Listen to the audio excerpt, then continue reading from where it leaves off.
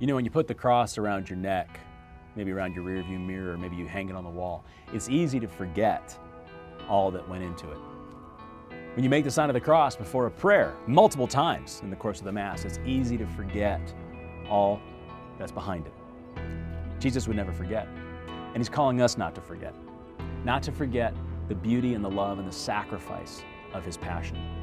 You know, when Jesus left the upper room after washing the feet, after giving us the Eucharist, He left the upper room with His 11 closest followers. He went to the Mount of Olives, and He went to a garden. He went to a garden to begin to set straight what went wrong in the garden with Adam. And as He goes into the garden with the 11, and then a little further with His closest 3 followers, they all fall asleep, and Jesus is going to pray. And He's going to prostrate Himself before the Father. And He's so overcome with anguish that angels had to come and minister to Him in the Garden of Gethsemane.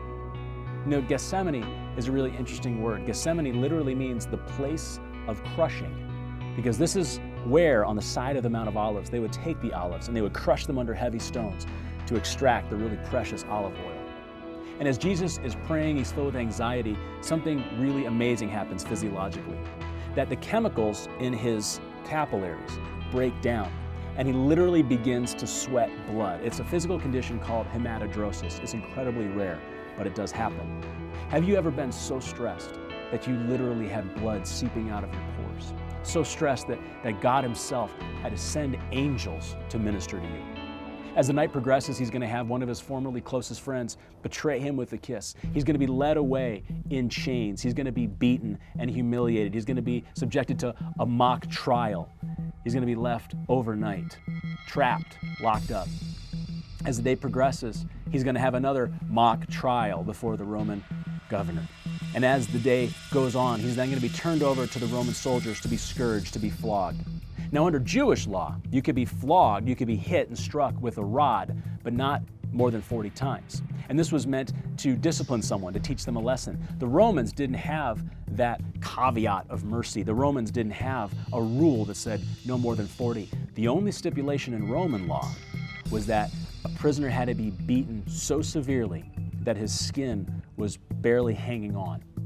So what the Romans would do is they would take what was called a cat of 9 tails. It was a whip of many cords, each cord of braided leather. At the end of each braid of leather was a small hook or a small jagged piece of bone or a small metal ball.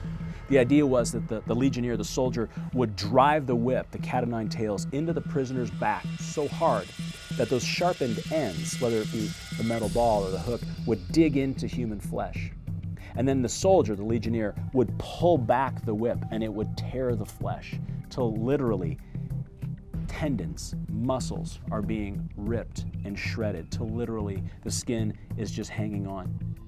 He's then going to have a crown of thorns as the ultimate sign of mockery. The King of Kings is going to have a crown made of thorns dug into his scalp as the blood falls down his face. But that blood would be mixed with spit as the soldiers mocked him, as they take a heavy reed and they strike him in the head. Now, as he's brought out, he's going to be given the cross, the crossbeam, this heavy piece of splintered wood that's going to be placed upon open wounds. So literally the blood and the cross almost start to clot to one another.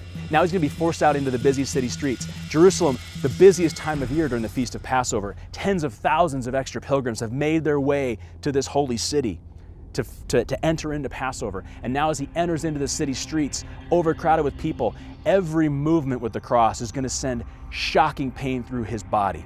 His kidneys are going to shut down because of massive dehydration. His heart's is going to speed up to an erratic pace, trying to pump blood that's no longer there.